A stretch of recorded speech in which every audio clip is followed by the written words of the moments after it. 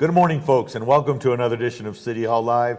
I am Joe Abeta, and today we have the Santa Fe Public Schools Athletic Director, Larry Chavez, on with us today. Larry, how are you doing today? Doing well, thank you. Yeah, thanks for coming on, man. Appreciate it. Anytime. Yeah, so how long have you been the athletic director at this point? When did you come on board? 2 years ago. Okay, so 2 years ago. Just finishing up my second school year. Okay, so with that, we've seen a lot of successes and a lot of changes going on in the culture of Santa Fe Public Schools athletics, right? Let's talk about those. So first, when you first came on, what was the goal for you? What was the first thing that you wanted to take care of when you came here?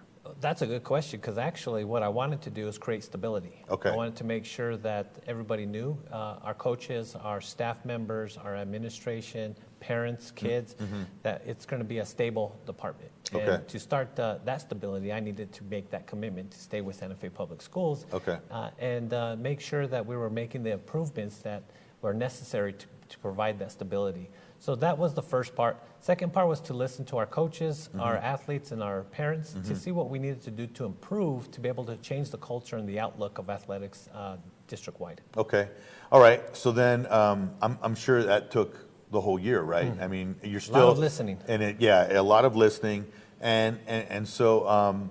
and with that, there were a lot of successes that first year, right? Well, it was still transitioning, right? It was. It was. And then you started to see the decisions that you were making, the coach hires, the coaching hires that you made that first year that you were here, and also the culture start to bear fruit this past year, right? Well, I think it starts with our behavior. If we want to be the best, we need to act like the best. We need to be able to provide great coaches, a great atmosphere, great facilities. But we also wanted to improve our participation levels. Okay. So once our participation levels increase, the talent pool increases, which means the success district-wide for all programs should increase. So we got a lot of buy-in, and that was key from all of our coaches and all of the administration that I work with. And so that was a major piece of changing the culture and moving athletics in a different direction, was the buy-in district-wide, top-down, from school board members, from cabinet, the superintendent. They all really trusted in what we were trying to do. And the support that you've had, right, from the higher ups, if you will. But I mean, a couple of things that people might not know is that you wanted to make the kids feel like, hey, we care about you too, right? And so by doing that, you redid locker rooms. A lot of things. Yes. If you walk around all of the campuses, you'll see fresh paint. You'll see maybe windows and press boxes, locker rooms, backboards being changed out. We want to make scoreboards. We want to make sure that they all feel important. And that also goes along with being at events, being visible. I'm going to be at cross-country meets. I'm going to be at track meets. My staff's going to be present, not just at football games and basketball games. We'll be there for baseball and softball. So it's about being present to make sure all of our programs felt like they were being supported. Yeah. And I mean, I mentioned locker rooms. I mean, these locker rooms that are now at Santa Fe and at Capitol, they look like professional locker rooms, right? Everyone has their own locker and their nice design, right? I mean, we want to make this a destination for coaches and teachers. We want them to come here to want to coach for us and teach for us. So providing those type of facilities is going to draw those type of teachers to Santa Fe. We also know that it also increases participation when they have a field that is, hands down, for example, the football field, Ivanhead Stadium at Santa Fe High, hands down one of the best stadiums across the state. They're going to want to come out and participate. We're starting projects across the district. We're going to be breaking ground in about a month at Capitol with a new softball and baseball field. Oh, okay. So there's a lot of improvements that we're really moving forward with. We're really reinvesting into athletics. And again, it's not just me. It's top down from the superintendent, her cabinet, and the school board, really backing what we're trying to do. Yeah, and you also have new tennis courts that are going up at Santa Fe High that are... They'll be ready in about a month. Yeah, and those are looking pretty nice. And then also the lights. Does Capitol also have the same lights? No, at they Santa don't Fe? have those same lights yet. Yeah, but it's at Ivanhead Stadium. The lights, you actually have control over them. It gives them a little bit of absolutely a little flare. Flare when you're coming out, which I think is really cool. So that's great. The infrastructure has been great, but also as a result of that, now the successes of the teams, right, that have come around. Right. We've seen Santa Fe High football team win their first game, right, this year, which was huge. Right. This past season, we've seen Santa Fe High basketball get into the finals. We've seen. We've seen the successes of Capitol High, right, and the basketball team there with Coach Gomez and his crew, the consistency of it. We've seen an insurgence of participation in girls' sports at Capitol High in volleyball and in basketball, right? That's just like, you're getting 50-plus girls going even out. Softball, we're 40-plus, at times. Yeah, and participation. And then in volleyball, you see Santa Fe High girls getting into. Was it the Final Four or was it the Elite? It was the Elite Eight, quarterfinals, and striving in that. And so you see all these successes as a result that has assisted, the coaches first and the players buy into the coaches. Absolutely. But feel like they're being supported by the administrators, right? The powers that be. Yeah, absolutely. And some of the other success stories that don't get a lot of, publicity is baseball at Capitol. They hadn't won more than a few games each year. We brought in a new coach, and he doubled the wins. His first year, he was just about double digits. His second year, at the Class 5A level. So you look at everybody we've brought in, everybody that we've retained, and again, it just goes into everybody being supportive. Also, showing support from the district level and the buy-in that they've all created. Yeah, absolutely. And those successes have trickled down into the middle schools too as well, right? Participation in sports and everything. And with high participation comes with problems as well, because now you're cutting student athletes from teams. Yeah. So we get those, the good and the bad. Yeah. But, it's always a good thing to have those type of problems rather than trying to field teams. Yeah. No, absolutely.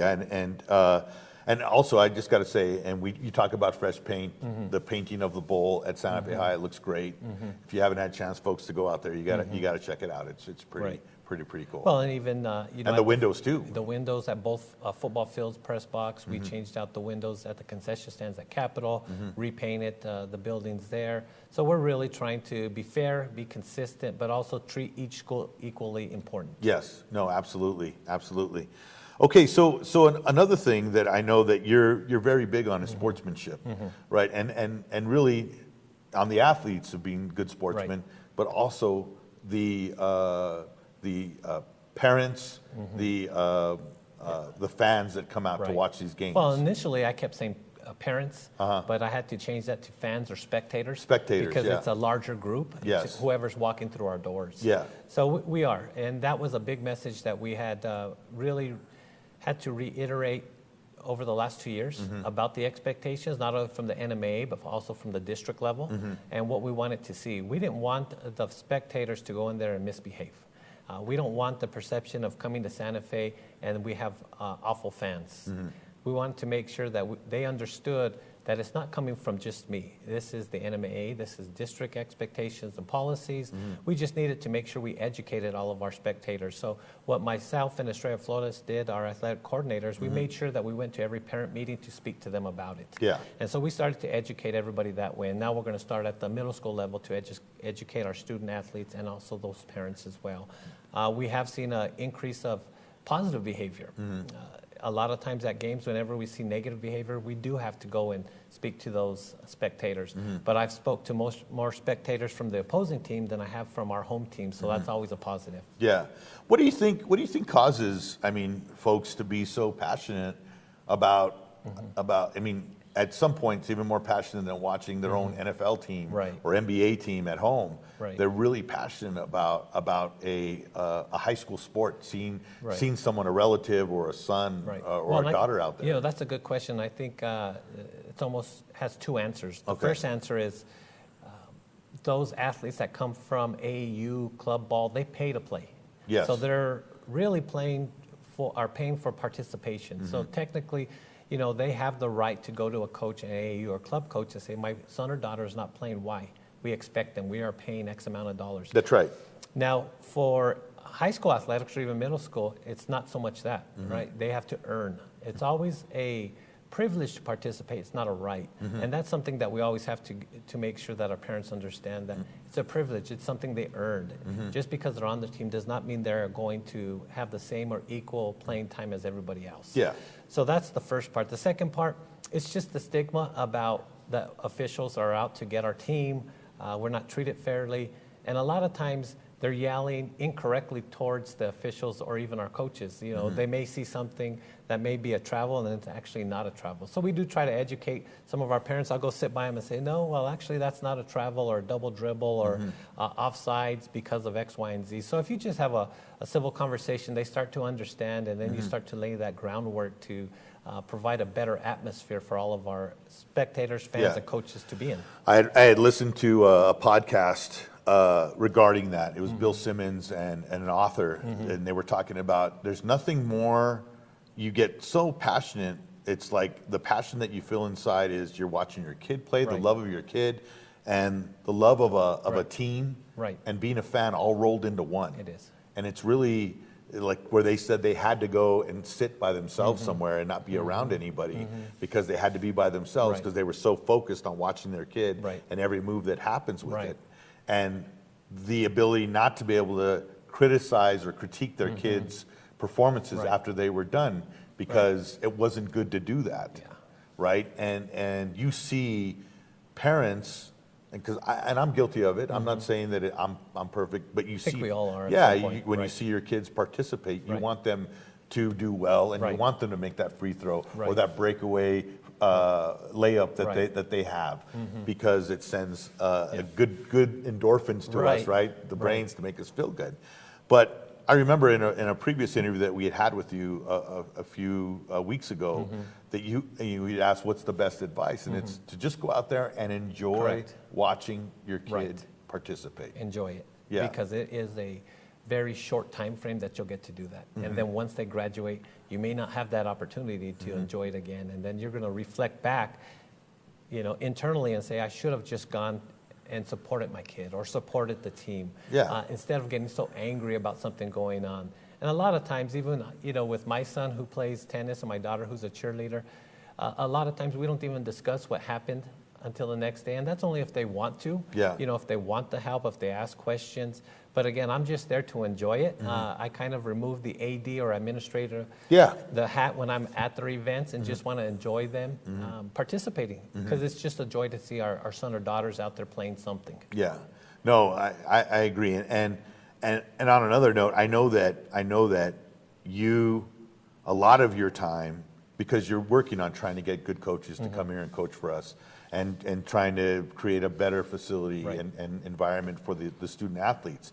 But also, you're also fielding calls of parents calling in. And it goes down to that, the difference between pain and privilege, right? Absolutely. And so a lot of them is, I have not, why did so-and-so not make the team? Or why is so-and-so not getting playing time? But it runs in almost like a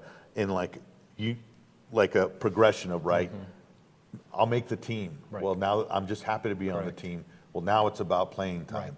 And then from playing time, it goes to, well, why aren't they on varsity? Right? Absolutely. Is that the pattern that you see? It always is. It always is. So we always try to field all calls, talk to all parents. I have a policy that I will return an email or a phone call within 24 hours. But it's just to listen to their concerns. And after I listen and explain, they usually walk away with a better perception of why something is happening. We're not trying to be, somebody or be a department that is very anti-parent? Correct. Yeah, we open our doors. We're transparent. We want to make sure that they know that they have an opportunity to call or email us. But the first thing I'm going to ask them is, have they spoke to their coach? Yeah. That's where it starts.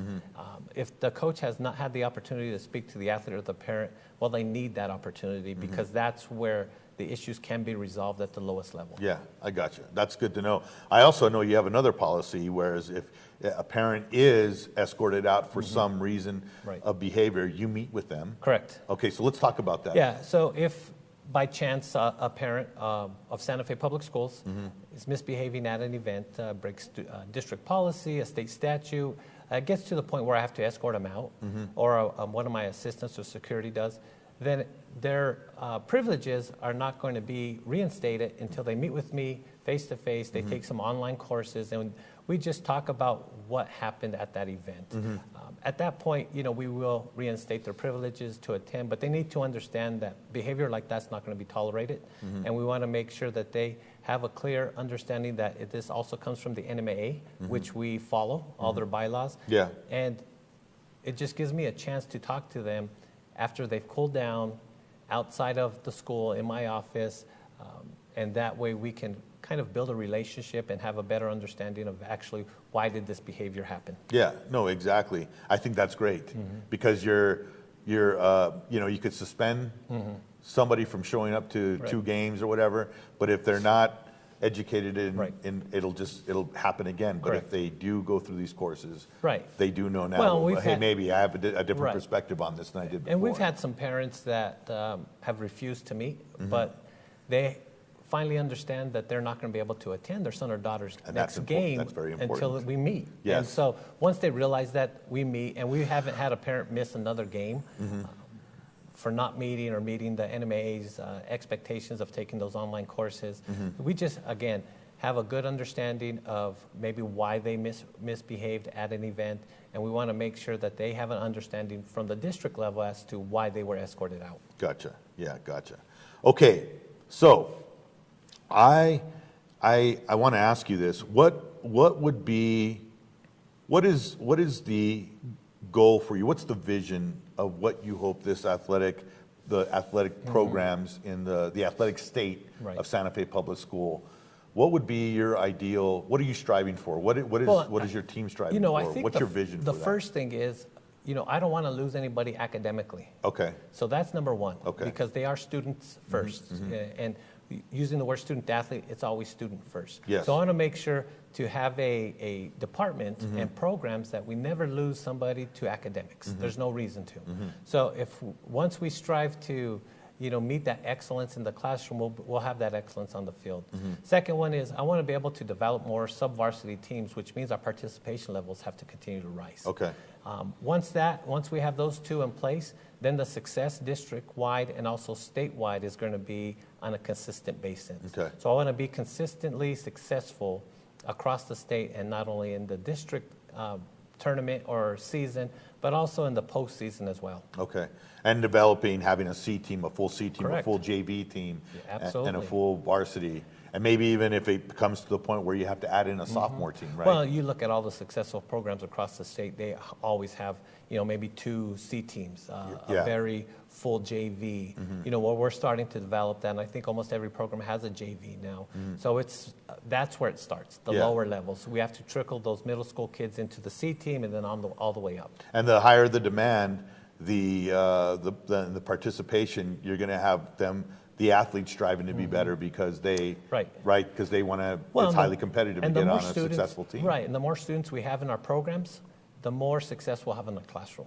Graduation rates will increase, GPA across the school will increase. So we'll see that correlation between success and numbers increasing in athletics and the success in the classroom. So that's what we want to make sure that everybody understands. It's just not about athletics. It goes hand in hand. Gotcha. Well, thank you. I appreciate it. Coming Thanks on for today, having me man. on. Yeah, anytime, man. I appreciate it, and appreciate all the hard work that you and your staff are doing to make things better for us here. Well, I thank you and the city for having us on. Yeah, appreciate it. Larry Chavez, Santa Fe Public Schools Athletic Director. I want to thank you for coming on. Folks, thank you for joining us today. Hope you have a safe week and have a great week. This has been City Hall Live.